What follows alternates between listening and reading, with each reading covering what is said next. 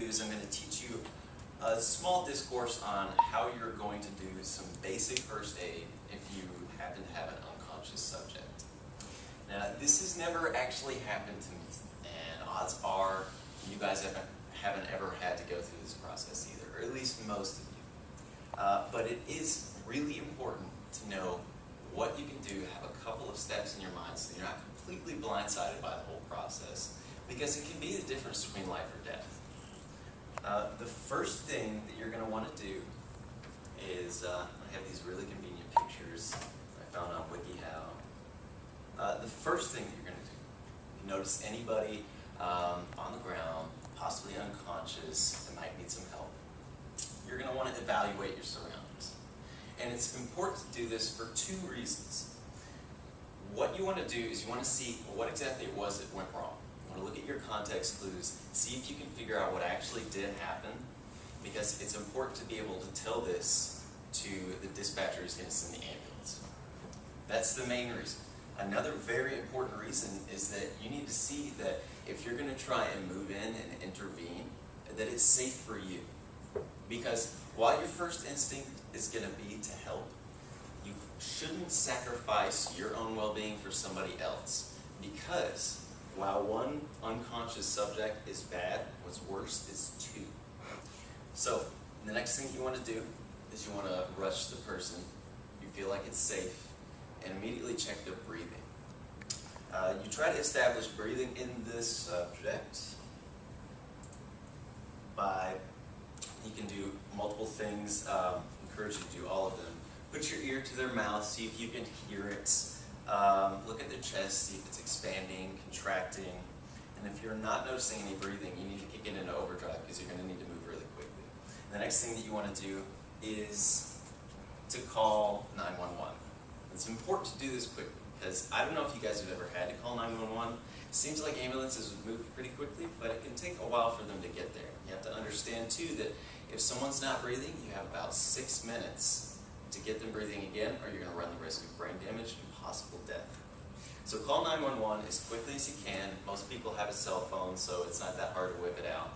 Tell them where you are. Try to tell them what happened if you can figure it out. And then call for around you. If you can get somebody else there, you run the possibility of being able to get somebody else there who's more prepared for it and possibly even more certified to do it. The next thing that you want to do is you want to begin here. The first thing that you're going to want to do is you're going to try to get the patient to respond. Try tickling their hands and feet. If you know the subject's name, repeat it. Shake them lightly. Don't be too violent though. And the next thing that you want to do if you can't get them conscious is to check their vitals. You want to listen for breathing, watch their chest again, and then check their pulse. No pulse isn't very good. A weak pulse is better than nothing. After that, prep for CPR.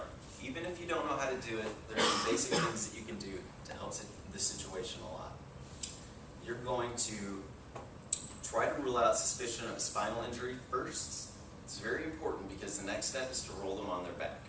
And if you find somebody who you suspect might have hurt their back, rolling them or moving them in any way possible is going to run the risk of giving them long-term damage or even possible paralysis.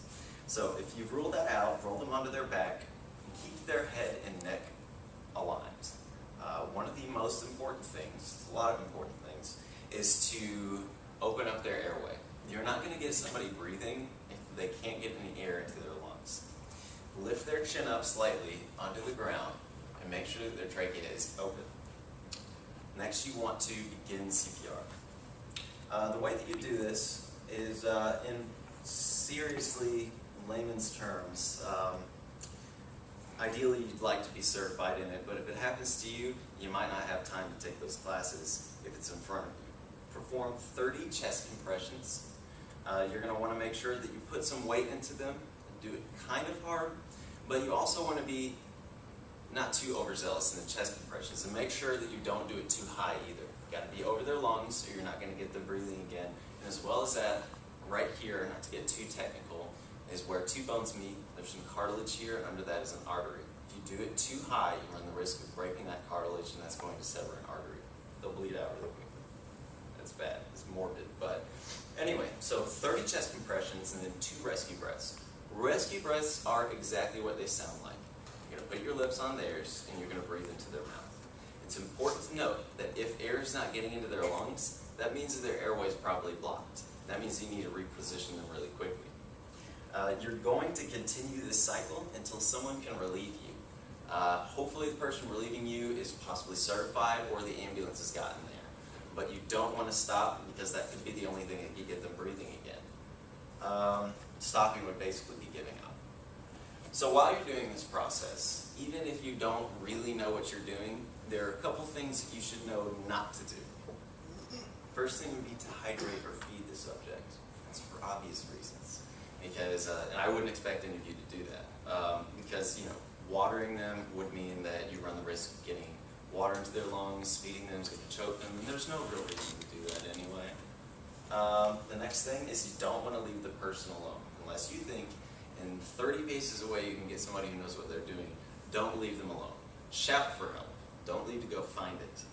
As well as that, you don't want to, even though it might seem like it's the nice thing to prop up their head with a pillow, it's much better to have the back of their head a little bit bruised than it would be to block up the airway. And that's basically what's going to happen if you lift their head up like that. And the last thing that you really, really need to avoid is to avoid movie tricks. You see in, dramatic shows like House, ER, they do a lot of things that just don't work in real life. You don't want to slap the person in the face. You don't want to beat them in the chest, and you don't want to splash them with water because it's going to waste time and it's not going to work. It just doesn't work in a real life scenario. So, hopefully this has taught you a little bit about what you can do if you run into a situation like this, or situation like this, God forbid, because it's probably really bad. As well as that, one thing that I aim to do, and my objective, is to maybe get you a little bit interested in possibly getting certified to do some of these things. I'm not personally, but now that I've looked into the subject, I see how important it is that I try to fit some of those lessons in, so that I know what to do if this happens, because it could be the difference between life or death.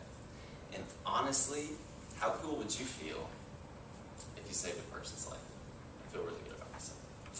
But anyway, thanks so much for your time, and good luck.